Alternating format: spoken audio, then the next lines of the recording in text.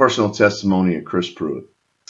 I did not grow up in a Christian home. Matter of fact, my parents were not believers, never went to church. They didn't even go to church on the big holidays, Christmas and Easter. But I did grow up around a grandfather who loved Jesus and showed me Jesus in many different ways, and a wrestling coach in high school that showed me Jesus. Now, it was through his relationship and through wrestling that I went to college at Carson Newman for a year in 1991.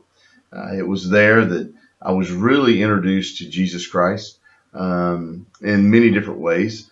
We had to go to chapel just like we have to at BCF, and had to attend Bible classes and different things like that. But I didn't know Jesus at this point in time. And I didn't want to know him because the guys that were partying with me at night, because I was not a believer, they were actually trying to win me to the Lord during the daytime. Well, I didn't want the Jesus that they had. And I didn't want to be a part of something that they were a part of if I wasn't going to give everything I had to Jesus. So I began to feel this tug in my heart, and it kind of scared me. So I got away from Carson Newman in the summer of 1991, and I joined the Navy. Now, why I joined the Navy, I have really no clue. And I went and started going through basics. And as I was going through basics, it was determined I had a hearing loss, so I got a medical discharge.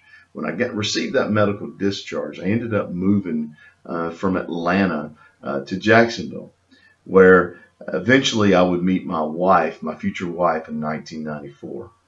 In 1994, though, was the changing year. As I started dating her, and I had to go to church on Sunday in order to see her, God started really moving in my life, and I received Jesus Christ as my personal Savior in June of 1994. I continued to date her. I asked her to marry me. In 1995, we got married. And as we pursued our relationship with Jesus, I felt that tug that God wanted me to be a part of ministry. So I started teaching Sunday school for teenagers. It was through that I felt the biggest tug that I ever felt before, as I had felt it when I was at Carson Newman, that God wanted me to be a pastor. I started pursuing that.